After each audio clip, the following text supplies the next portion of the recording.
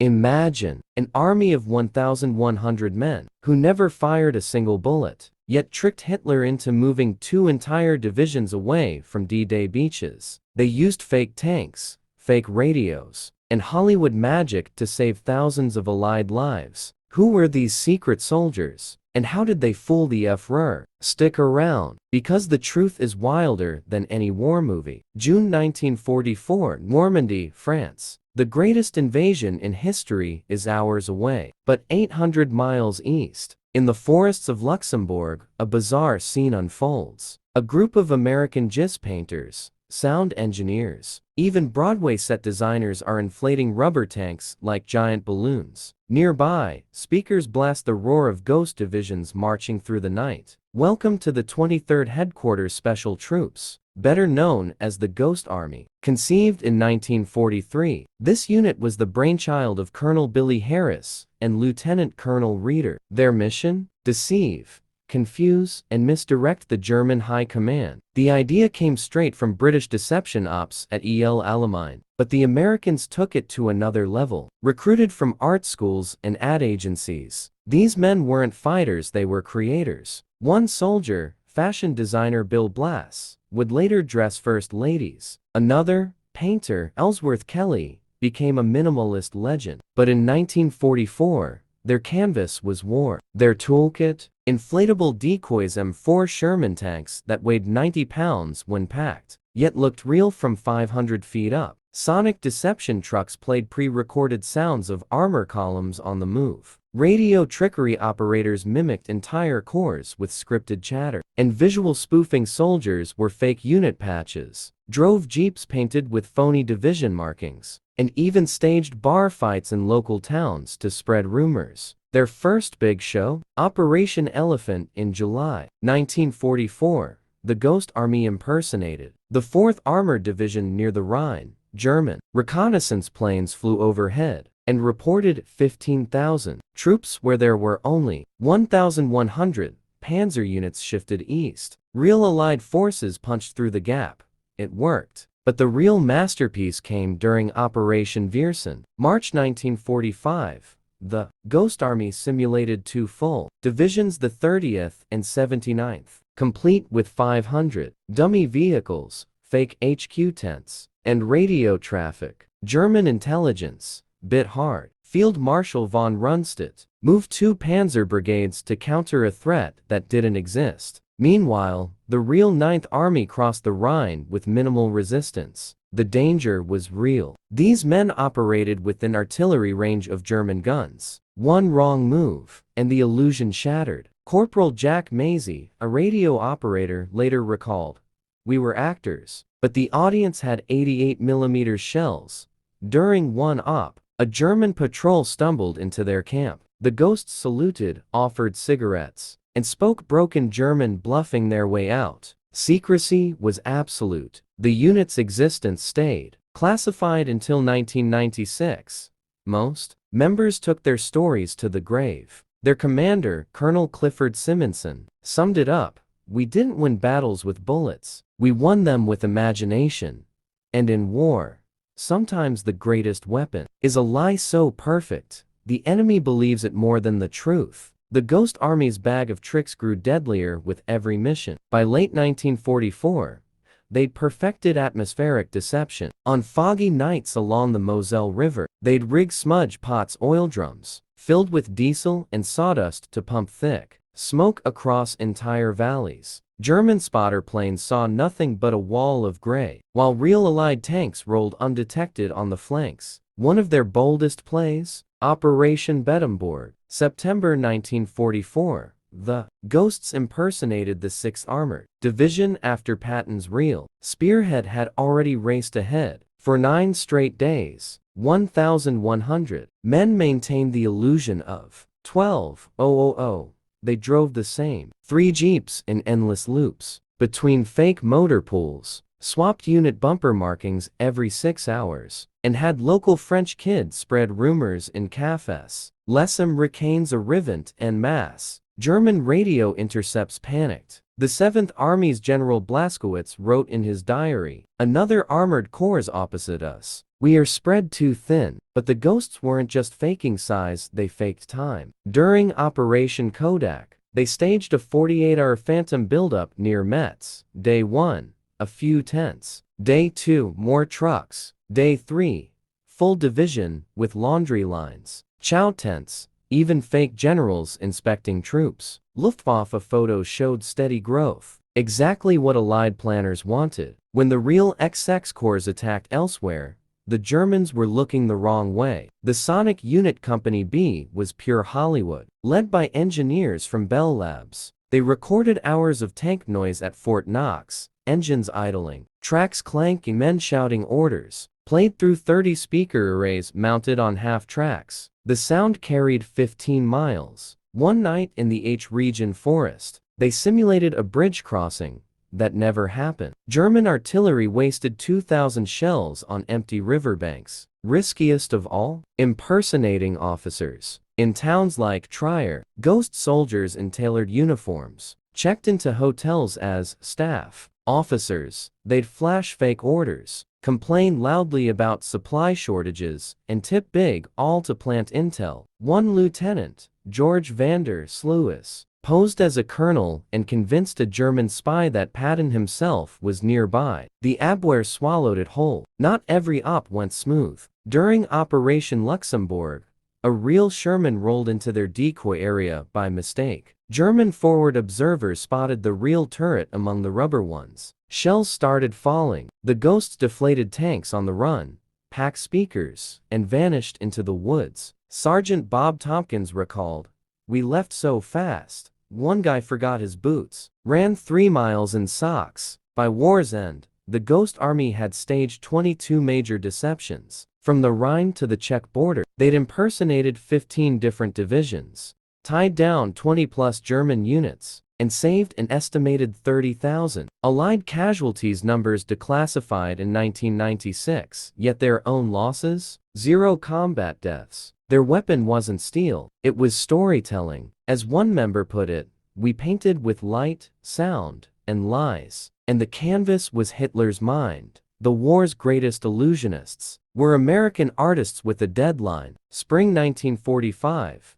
The Third Reich is crumbling, but Hitler's still dreaming of a miracle on the Rhine. Enter the Ghost Army's final act, Operation Walk am Rhein counter-spoof. The Germans launched the Battle of the Bulge in December 44, trying to split Allied lines. The Ghosts are rushed west to plug the gap. With pure theater, their mission? Convince the Germans that Patton's Third Army is massing north of Luxembourg, when it's actually racing south to relieve Bastogne. For 6 freezing nights, 1,100 men staged the impossible. They light hundreds of campfires in precise grid patterns, visible from German lines. Dummy artillery wooden tubes painted black point skyward. Fake tank tracks are dragged by jeeps to churn mud into armor trails. Radio nets explode with chatter.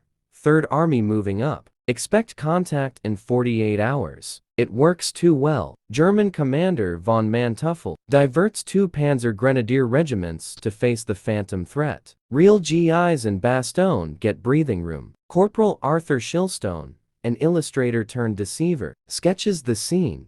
"We were freezing our asses off, but the Krauts were colder, chasing shadows." Next up, Operation Plunder. Prep.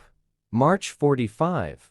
The Allies plan to cross the Rhine at Weasel, the Ghost Simulate, a second crossing 40 miles south at Bonn. They float inflatable landing craft on barges at night, flash searchlights off the water, and broadcast amphibious assault noises. German shore batteries open up on empty river. The real British 21st Army Group crosses with 90% fewer casualties. The unit special effects section, yes. That's an official Army term pole stunts Hollywood would envy. They rig flashing runway lights on fields to mimic troop carriers landing. Pyrotechnic teams set off controlled explosions timed to fake artillery barrages. One night near Cologne, they stage a full division relief. Trucks roll in, troops disembark. Old unit leaves. All actors, all props. A captured German officer later admits, "We counted 3 divisions rotating. We never suspected one, but the ghosts pay a price." Exhaustion sets in. Sleep deprivation,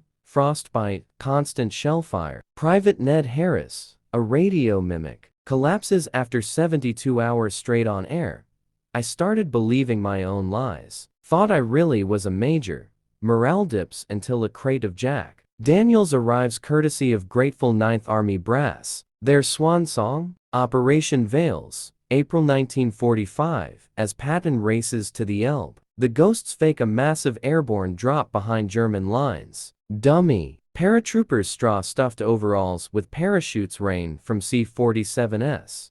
By VE Day, the Ghost armies logged over 1,000 miles of frontline deception. They've tied down an estimated 250,000 German troops at critical moments. Their official report, still partially redacted, claims psychological impact incalculable. One last secret: Eisenhower himself sent a handwritten note. Your work shortened the war. The men you saved will never know your names. And for 50 years, they didn't. May 8, 1945, VE Day, Berlin falls. The Ghost Army's final curtain call isn't on a battlefield. It's in a dusty warehouse outside Paris. Crates of inflatable tanks, reel-to-reel deception tapes, and hand-painted unit patches are stacked high. Orders come down. Burn everything. The men watch their masterpieces turn to ash. Sergeant Harold Dahl, a sculptor from Chicago, pockets one last rubber Sherman valve. Souvenir, he mutters. Proof we were never here. Back home, the silence is deafening. No parades, no medals, no mention in stars and stripes. The unit's 1,100 members scatter, some to Madison Avenue, others to Hollywood. Bill Blass launches his fashion empire. Ellsworth Kelly paints minimalist canvases that sell for millions. Jack Mazey designs the American pavilion at the 67 Worlds Fair, but when asked about the war, they shrug. I was in signals, they say. The lie becomes their final deception. For decades, historians puzzle over German missteps. Why did Rommel keep two divisions idle before D-Day? Why did von Rundstedt shift panzers during the Rhine crossing? Declassified files in the 90s finally spill the beans. The Ghost Army's after-action reports once stamped top secret eyes only detail 22 operations, 4,000 pages, and one line that stops scholars cold. Enemy reaction exceeded expectations in 19 of 22 deceptions. The numbers are staggering. Over 250,000 German combat troops diverted or delayed. 30,000 plus Allied lives spared. Zero Ghost Army. Keir, the Pentagon's own study later estimates the unit shortened the European war by weeks. Yet Congress waits until 2022 to award the Congressional Gold Medal 77 years late. Only 3 surviving members attend the ceremony. Their legacy lives in modern warfare. PsyOps, cyber deception, deepfakes all trace roots to those rubber tanks. The CIA's Cold War playbook borrows ghost tactics for Cuba. Israel's Unit 504 cites them in the Six-Day War.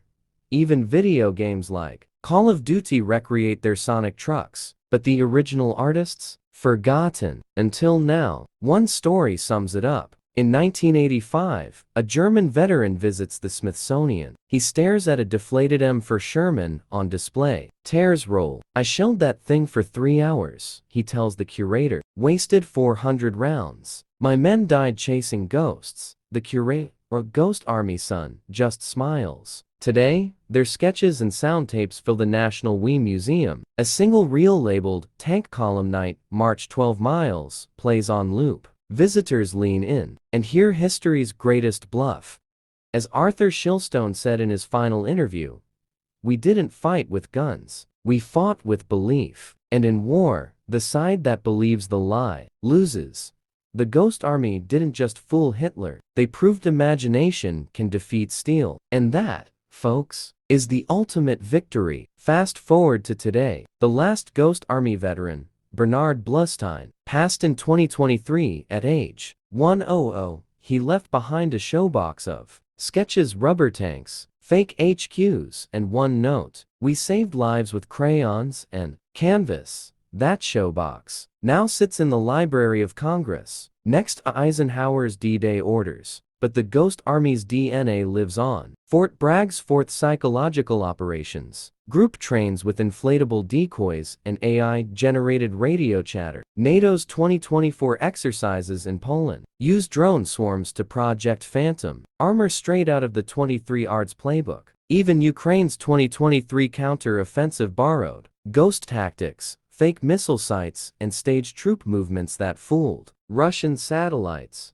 Hollywood finally caught up. The 2013 documentary, The Ghost Army, aired on PBS. Narrated by Peter Coyote. A 2025 Netflix series is in pre-production, starring Timothée Chalamet as a young Bill Blass. But the real stars? The 1,100 originals whose names you'll never see on a marquee. Their gear tells the story. One inflatable tank, patched with duct tape from a 1944 shell burst, tours museums. A sonic truck speaker, still crusted with H-region mud, sits in the Pentagon PsyOps exhibit. And a single reel-to-reel tape labeled Division Relief, Metz 48ers plays in the National Archives. Press play, and you hear history's greatest con. The Ghost Army's final gift? Proof that war isn't just about firepower, it's about perception. As Colonel Reeder wrote in his classified diary, "Give me 1,000 artists, and I'll give you Berlin without a shot."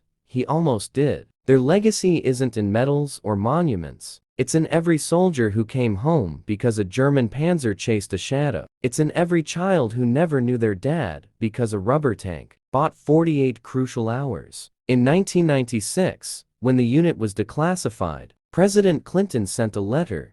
Your courage was of a different kind, but no less vital.